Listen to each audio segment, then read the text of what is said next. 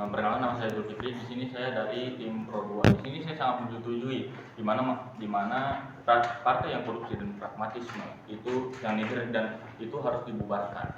Kenapa? Karena partai politik itu harus menjunjung tinggi nilai ideologinya gitu. Kalau dia aja nggak sepakat sama ideologinya, gimana dia mau menjalankan ideologinya di ke depan? Dan partai politik melakukan pragmatisme yang nilai ideologi pada kasus korupsi itu saya setuju, walaupun menurut Miriam Budiarjo mengatakan bahwa benar partai politik itu emang mengatakan kalau perubahan antar masyarakat harus dilakukan secara demokrasi, dan ini pun sejalan dengan berita PDIP gitu, dimana singkatan PDIP kan Partai Demokrasi Indonesia kan, dimana pasti itu harus mendengarkan suara masyarakatnya itu atau menjadi penyalur antara masyarakat kepada pemerintah gitu. Makanya harus menjunjung tinggi nilai demokrasi itu. Terus di sini dan yang nihil ideologi juga ya. Di sini saya mengambil berita dari kompas.com yang menjelaskan kalau Partai Golkar itu ada korupsi berulang-ulang kali, pasti kan itu harus dibubarkan kan.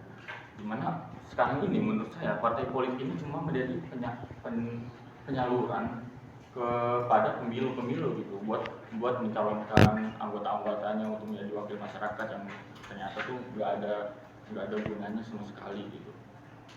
Tuh, namun kalau kehilangan praktik yang sesuai ideologi kali ini ya kurang berarti. Terus di sini saya kalau kita ambil dari gagasannya Abdul Hamid ini bisa dinamakan pluralisme ya, di mana maksudnya ada perundingan dulu antara masyarakat dan pemerintah dulu. Terus di sini saya juga nggak setuju maraknya praktik korupsi dan pragmatisme yang nihil ideologi oleh partai-partai dan menuntut perlunya pembubaran partai-partai politik di Indonesia. Ya, saya setuju itu.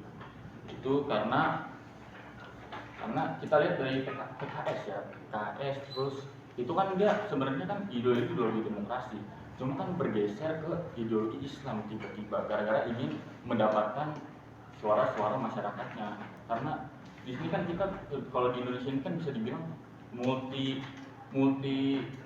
partai ya, dimana partai-partainya banyak. Pasti di situ kita harus partai-partai itu harus sesuai ideologinya dong, nggak boleh beda-beda gitu. Nanti bisa menimbulkan.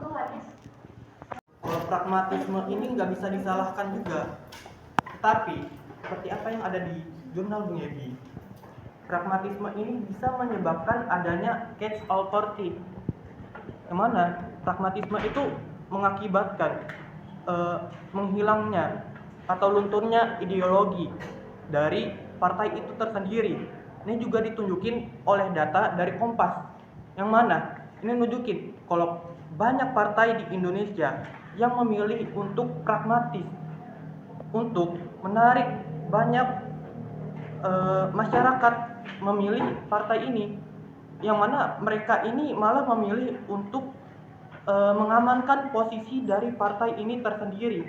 Nah, hal-hal ini bisa membuat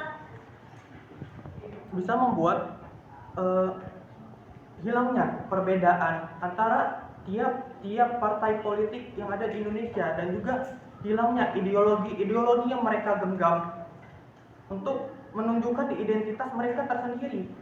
Dan juga ini bisa membuat jadinya apatisme dan juga antipati dari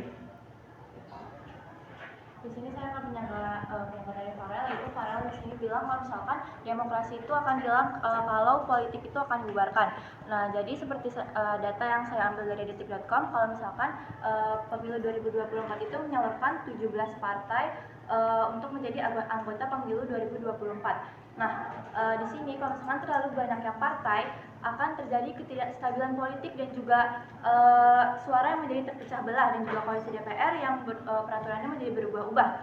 Nah, terus juga politik. Silakan dari Kota 3 orang. Saya akan menyanggah pernyataan dari Raisa tadi. Kan Raisa bilang tadi kalau pragmatisme itu sebagai faktornya untuk bukan faktor untuk pembubaran partai politik ya. Nah, tapi ketika para partai politik ini dan pada elit politiknya itu melakukan praktik korupsi dan berperilaku pragmatis, ini tuh akan memunculkan terhadap pragmatisme terhadap demokrasi dan juga menimbulkan konflik yang berkelanjutan. Terus juga kenapa partai politik ini bisa setuju untuk dibubarkan, karena partai politik ini kan lebih banyak menguntungkan terhadap kelompok elit politiknya itu sendiri.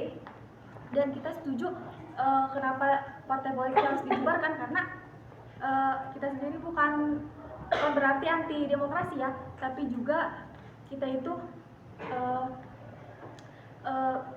justru akan menyelamatkan demokrasi itu sendiri gitu melalui nilai.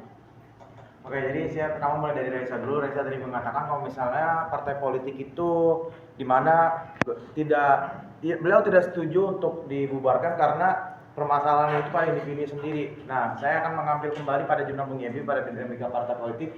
Bung Yebi mengatakan kalau misalnya partai politik itu memang benar adalah pilar utama dalam demokrasi, tapi Bung Yebi sendiri meng-highlight bahwasannya praktik dalam partai politik itu benar-benar salah. Apa yang kita akan salah? Pada saat korupsi. Nah, korupsi ini saya pernah baca di detik.com di mana pada nanti pemilu 2029 KPK akan memeriksa pada pemilu 2029 KPK mulai sekarang akan memeriksa seluruh partai-partai politik.